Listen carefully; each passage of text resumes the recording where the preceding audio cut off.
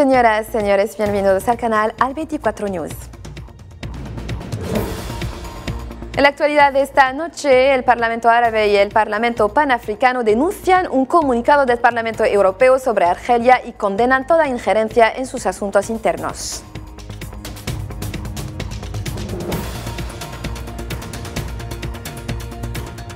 Gran Bretaña apoya la autodeterminación en el Sáhara Occidental, mientras la Comisión Europea excluye una extensión del controvertido acuerdo de pesca entre la Unión Europea y Marruecos.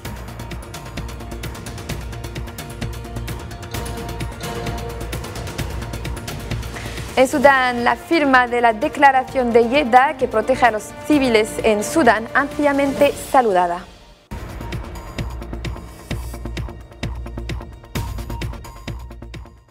Hola de nuevo. Abrimos nuestro telediario de esta noche con la situación en Palestina. Los ataques sionistas contra palestinos indefensos se prosiguen por tercer día consecutivo en la Franja de Gaza. 2 ciudadanos palestinos han perdido la vida por tiros del ejército de ocupación y al menos otros 5 resultaron heridos en un ataque aéreo israelí contra un apartamento residencial en el barrio de An-Nasr al oeste de la ciudad de Gaza.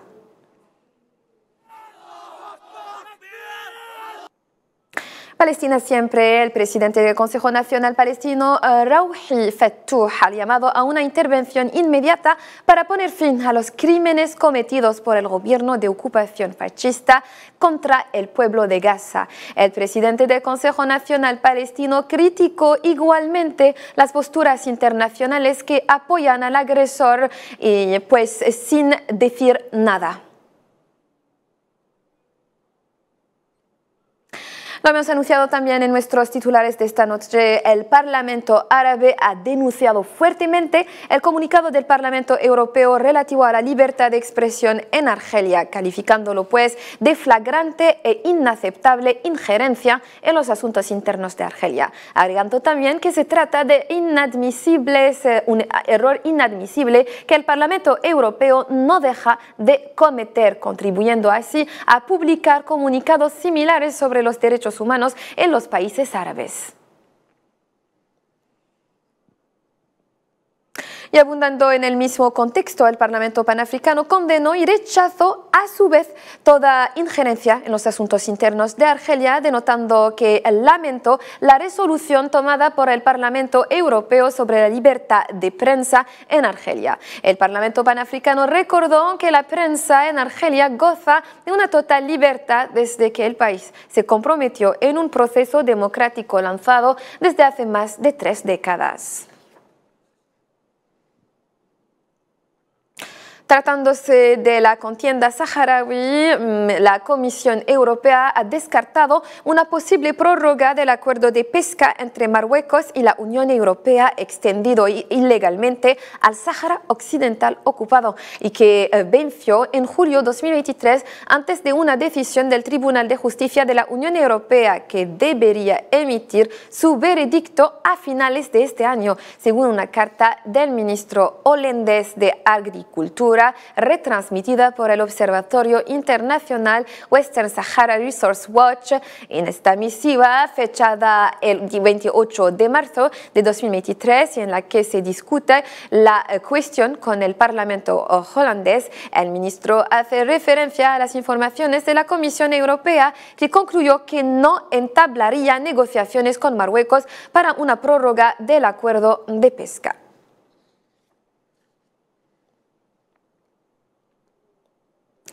Siempre con el expediente saharaui, el Reino Unido ha reafirmado su compromiso de ayudar a las partes a lograr una solución justa, política, justa, duradera y mutuamente aceptable a la cuestión del Sáhara Occidental, en conformidad con el proceso onusiano y el derecho de autodeterminación del pueblo saharaui.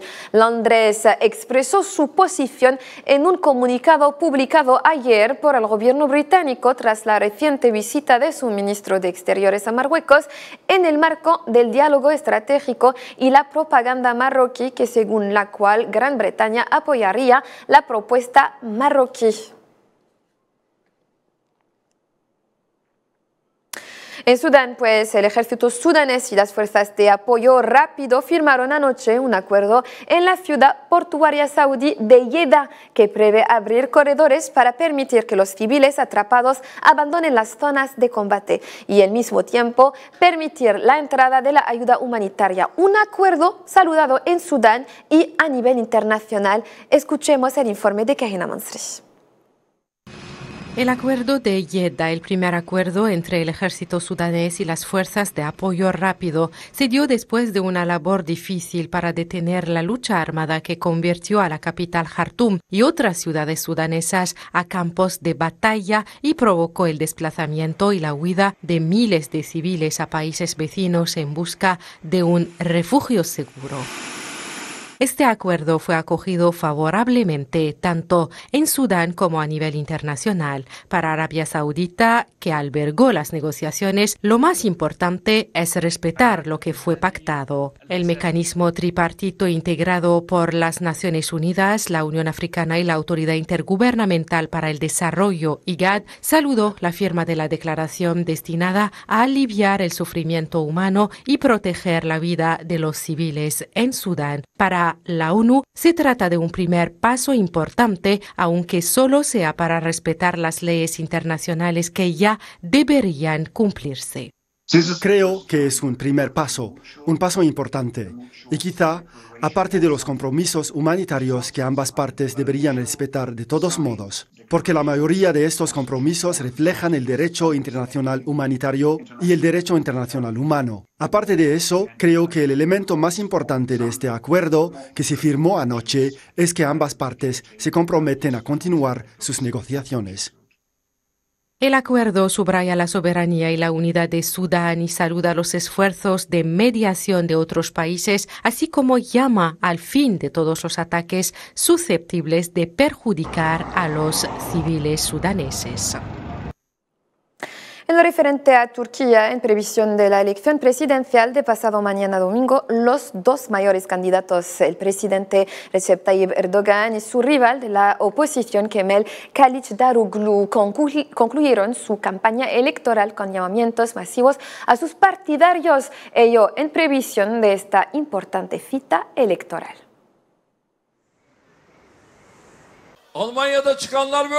El domingo debéis proteger las urnas para proteger la llamada a la oración, nuestra bandera y el legado de nuestros mártires. Hago un llamamiento a los estudiantes, a las mujeres, a los discapacitados y a todos los ciudadanos de este país. Puede haber un accidente en las urnas, un precio muy alto a pagar.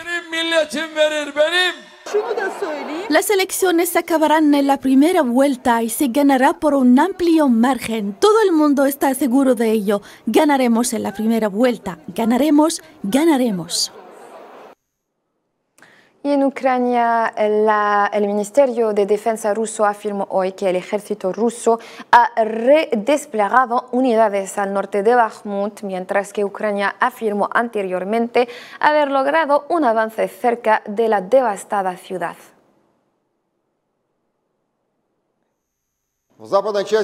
En la dirección táctica de Soledar, el enemigo llevó a cabo ayer una ofensiva a lo largo de toda la línea de contacto entre las partes, cuya longitud es de más de 95 kilómetros. Todos los ataques de las unidades de las Fuerzas Armadas de Ucrania fueron repelidos. No se han producido avances en la defensa de las fuerzas rusas.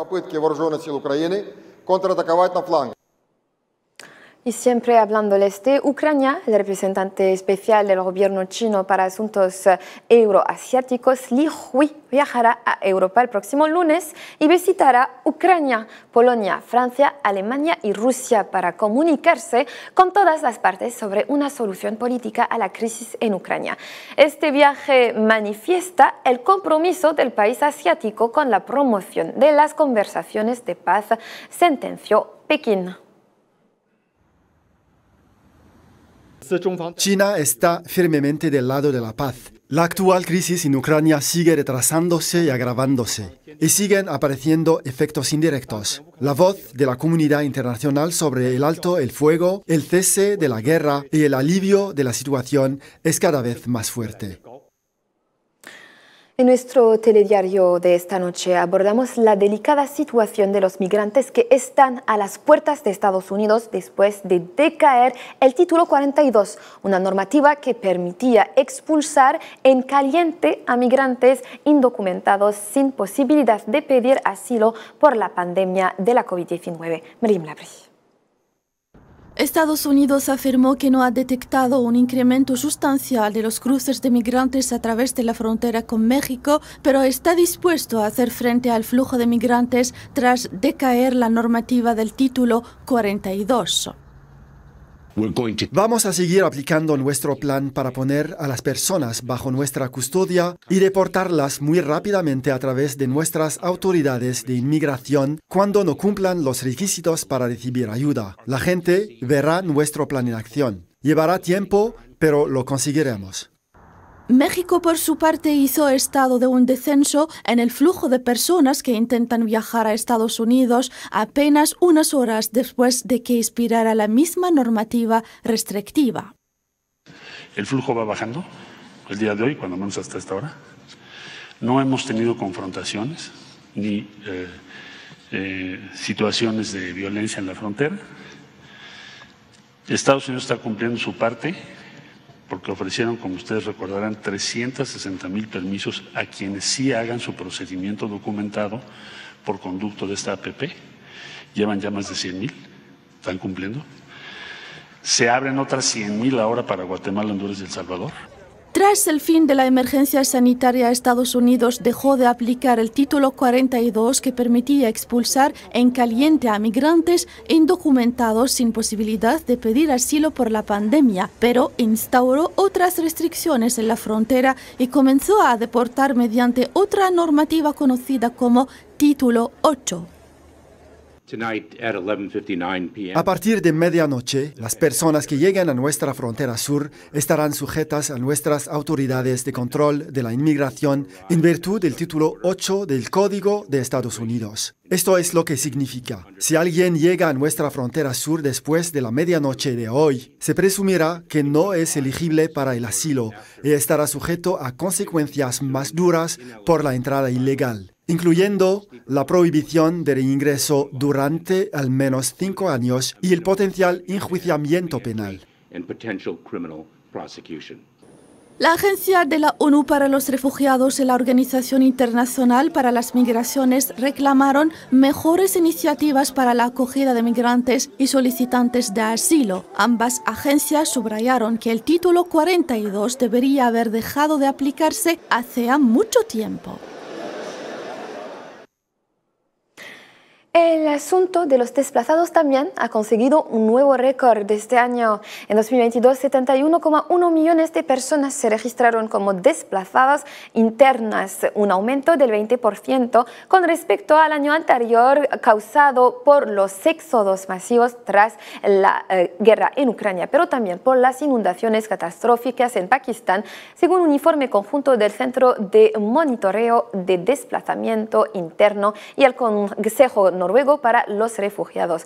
El número de nuevos desplazados ha aumentado así a casi 61 millones de personas, algunas de las cuales se han visto obligadas a huir varias veces. El informe global de desplazamiento interno de este año pinta una imagen bastante sombría del mundo, ya que registramos el número más alto de personas desplazadas internamente, número que tuvimos hace 10 años, y eso es un aumento del 20% con respecto al año pasado. Este aumento se debe en gran parte, por supuesto, a la guerra en Ucrania, pero también a las inundaciones en Pakistán, conflictos nuevos en curso en todo el mundo y una serie de desastres repentinos y lentos que hemos visto desde las Américas hasta el Pacífico. Para concluir, hablaremos de cine. A todos los aficionados al séptimo arte les informamos que la ciudad argelina de Betna alberga la tercera edición del Festival Internacional Cinematográfico de Imedresen. 22 cortometrajes de distintos países están en liza para arrancar a uno de los 8 premios de este festival, que se extenderá hasta el 14 del corriente. Estimados telespectadores, gracias por la atención prestada. Podrán seguirnos en nuestras redes sociales. Un saludo.